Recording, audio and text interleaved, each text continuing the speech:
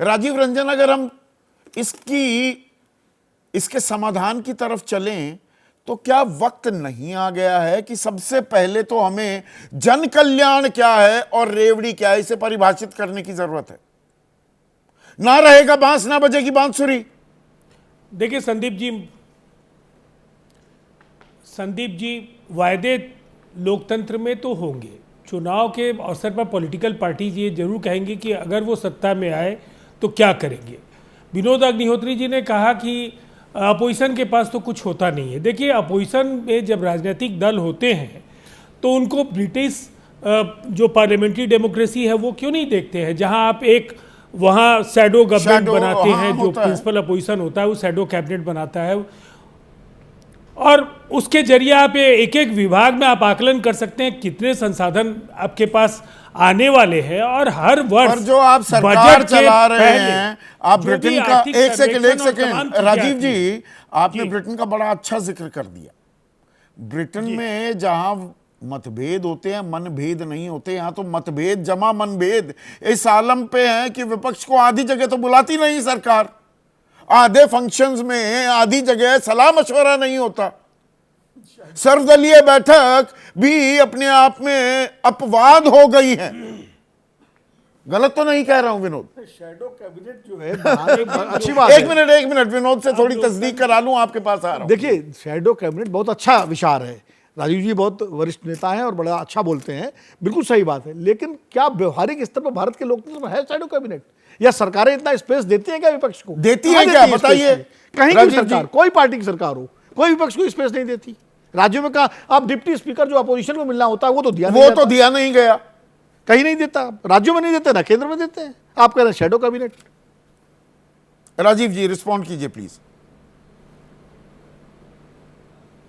देखिए, मैंने shadow cabinet का जिक्र इसलिए किया कि विपक्ष जिम्मेदारी के साथ अगर वो प्रतिभाशाली नेताओं की पहचान करके उन्हें एक एक विभाग अगर समझने का उन्हें मौका दे दे तो निसंदेह आप जो भी वायदे करते हैं उनका आकलन आप कर पाएंगे और उन वायदों को जमीन पर उतारने में आपको भविष्य में किसी आर्थिक कठिनाई का सामना नहीं करना पड़े।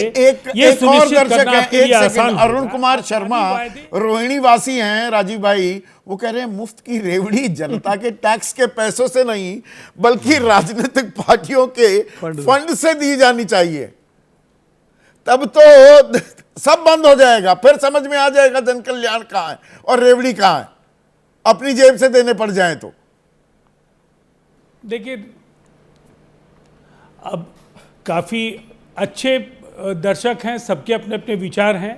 राजनीतिक दलों की इतनी बड़ी हैसियत हो जाए कि वो नहीं, कईयों की बहुत हैसियत है तो निसंदेह देना चाहिए। लेकिन मैं समझता हूँ मैं नहीं समझता हूँ कि किसी भी दल को इतना पैसा उनकी पॉलिटिकल पार्टी में तो नहीं हो सकता है कि वो बड़े वायदे करें और उनको अपनी पार्टी के फंडिंग से पूरा करें। नहीं, वो मैं बात मानता हूं, पर देखिए आम आदमी का मानस क्या है यहां पर।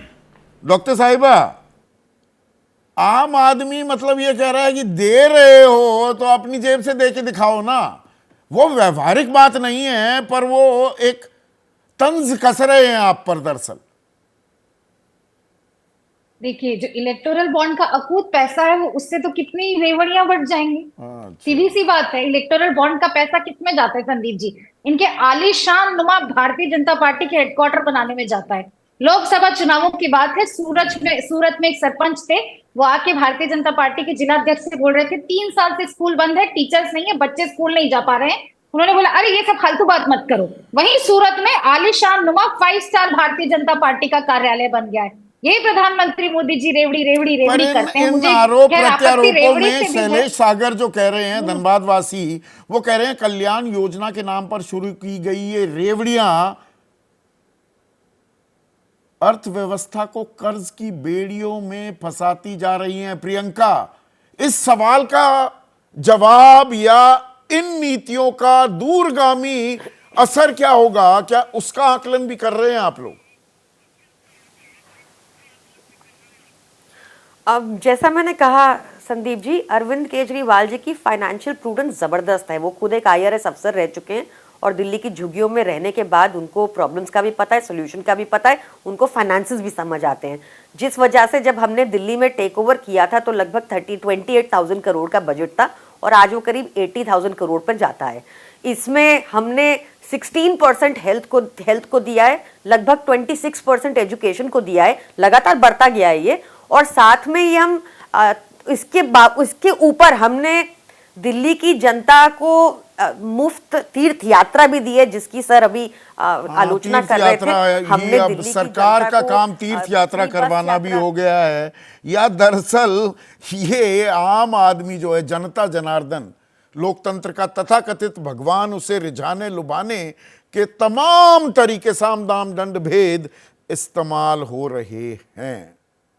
और वोटर है सीधा साधा, क्या वोटर इसमें फंस जाता है, या ये किस्सा, ये सिलसिला कभी न कभी तो थमना चाहिए।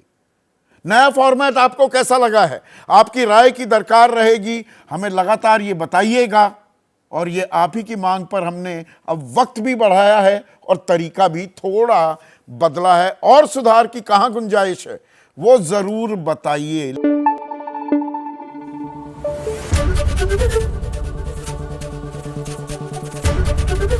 एबीपी न्यूज आपको रखे आगे।